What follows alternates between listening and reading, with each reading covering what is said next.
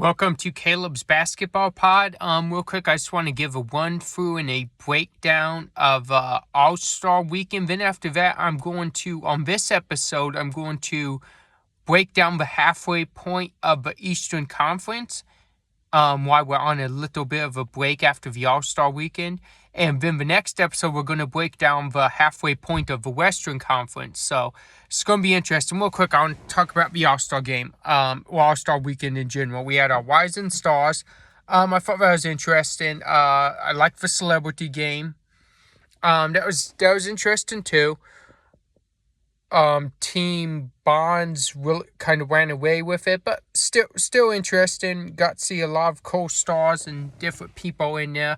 Got to see Bailey from WWE. Got to see Walker Hayes, Shabuzi, people like that. Terrell Owens. Rising Stars, like I said, was interesting. We had the team with Stephen Castle, Dalton Connett. They ended up adding Amon Thompson to when they got to the All-Star game. I'll talk about the All-Star game in a minute. But let's jump Saturday night. We had the San Antonio Spurs cheating. They got disqualified, I feel rightfully so. I most definitely feel like that was a Chris Paul thing. But still, interesting competition, interesting concept. And ended up getting down to Golden State and Cleveland, and Evan Mobley set the tone for this and eventually led to Cleveland picking up the win, beating Golden State in Oakland.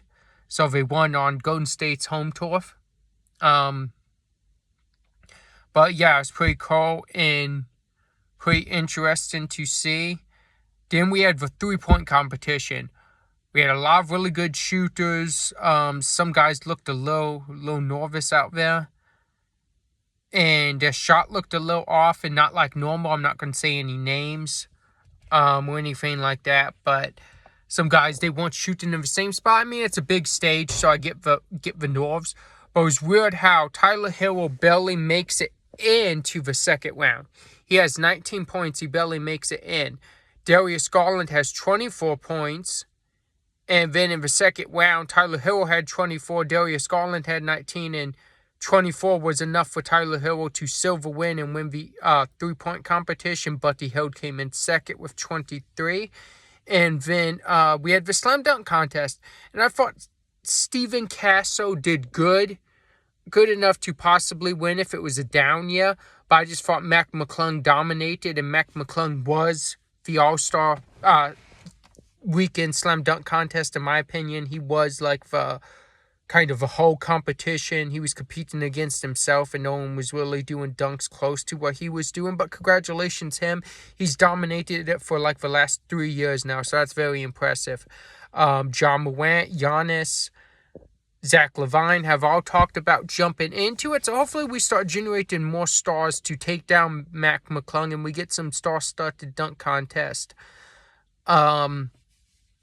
But let's get to the All-Star game. It's what a lot of people talked about. Now, I'm not big on the tournament format as in points.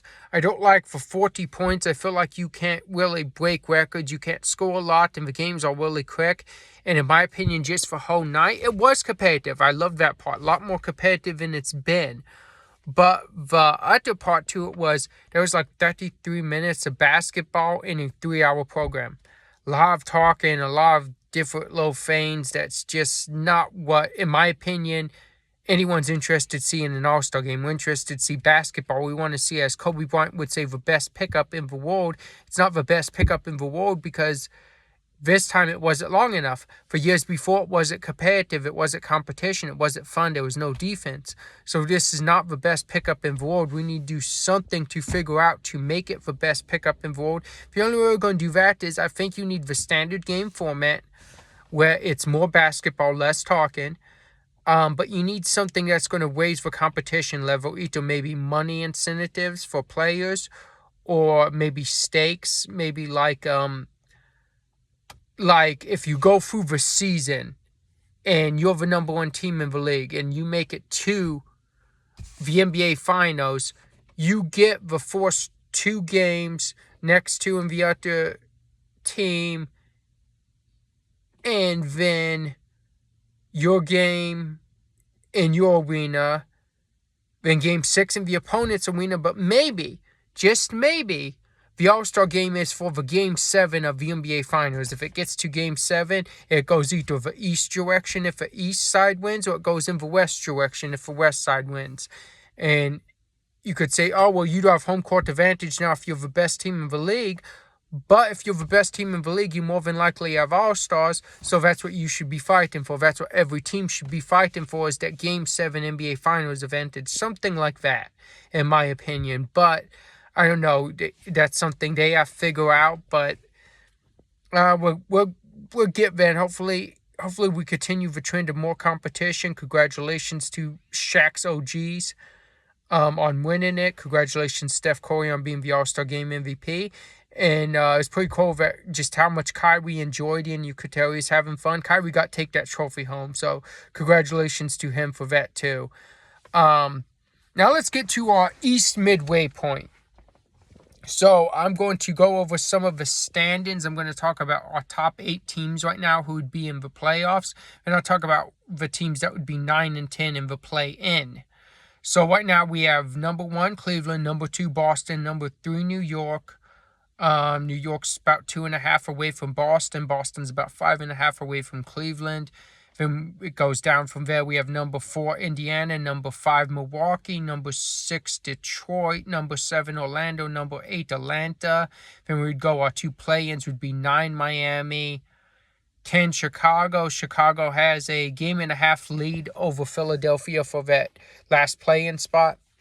So what I'm going to do here is I'm going to talk about what trends I see. Do I see Cleveland stay in number 1 if they keep playing how they played at the start of the seasons, which are at the start of the season, which I believe they will. I believe they will stay number 1 in the East. I believe Boston will be number 2.